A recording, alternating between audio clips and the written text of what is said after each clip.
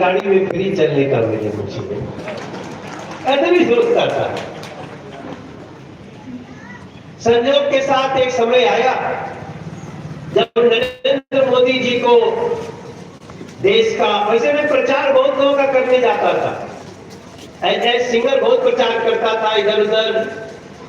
कभी एक बार तो मुझे दूसरी किसी पार्टी ने चुनाव भी लड़ा दिया, तो ये सब मेरे जीवन में चला। लेकिन जिस दिन मुझे पता चला कि गुजरात के मुख्यमंत्री नरेंद्र मोदी जी को देश का प्रधानमंत्री बनाने का कैंडिडेट बनाया जा रहा है, पता नहीं मेरे मन के अंदर लगा कि अब भारत का भला होने वाला है, ऐसा मेरे मन में गया। अच्छा देखिए, मैंने जैसा सोचा वैसा ही देश ने सोचा, मैं सोच रहा था वैसे ही देश सोच रहा था।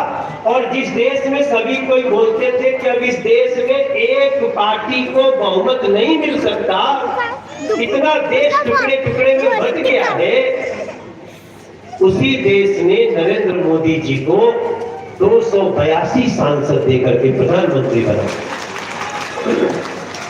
और मैं भी उसी में, मैं भी तो अचानक ही आया था। अगर मेरे मन में कभी कभी लड्डू फूटता भी था तो सोचता था अपने गांव से मिलेगा टिकट, वहां लोग जानते होंगे। बाद में पता चला मुझे दिल्ली चुनाव लड़ना है, तो मैं 14 में आप सबके बीच में आया। 14 ज्यादा जानता नहीं था, आप सब ने भी मुझे जिताया, 1.5 लाख वोट से जिताया पूरे दिल्ली, मतलब अपने लोकसभा में मैं 1.5 लाख के अंतर से जीता, 1,42,000।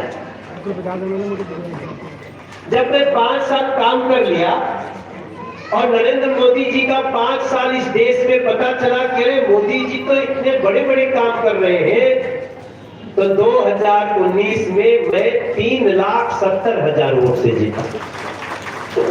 मैं जानता हूं उसमें खाली उसमें मनोज तिवारी का बहुत बड़ा परचम नहीं था, उसमें नरेंद्र मोदी का बहुत बड़ा। अब 2019 में जीतने के बाद मैं तो सोचा था कि 2 बार हो गया, अब तो दूसरा काम मिलेगा, लेकिन पार्टी ने कहा नहीं नहीं तुम फिर से चुनाव लड़ो, तो मैं हाथ जोड़ करके आपके सामने खड़ा हो गया और आप सबसे प्रार्थना करने आया हूं कि 25 मई को पहले तो आप वोट जरूर दीजिए, वरना क्या हो रहा है हमारे समाज में, हम वोट के महत्व को नहीं समझ रहे। वोट का महत्व समझना बहुत जरूरी है। इसीलिए हम कई बार बड़े बड़े नेताओं को देखता हूं, जब वो बात करते हैं तो सारी बातें कर जाएंगे, लेकिन वोट देना जरूरी है इसकी बात नहीं होती। या इतना लोग बैठे हैं, इसमें सबका वोट है ही, ये भी जरूर निश्चित नहीं। और कितने लोग तो वोट के दिन जाएंगे और रोने लगेंगे, अरे मेरा वोट किधर गया, क्योंकि हमको आपको हमारे वोट की कीमत ही नहीं पता है। हम आज थोड़ी पता किए हैं कि कौन हो सकता है, कोई भाजपा का आदमी आपको पर्चा लेके आया होगा, ये लीजिए बहन जी, माता जी, ये आपका वोट है, ये बूथ है, और कई लोग उसी दिन ढूंढेंगे, हम तो इतना दिन से रहे, मेरा वोटवा कहाँ गया, तो पता चला किसी ने कटवा दिया। अब उस दिन तो कुछ होगा नहीं। इसको जरा से इको मत करो, थोड़ा सा थोड़ा सा ऐसा रखना, बहुत सूखा सूखा हो गया। तो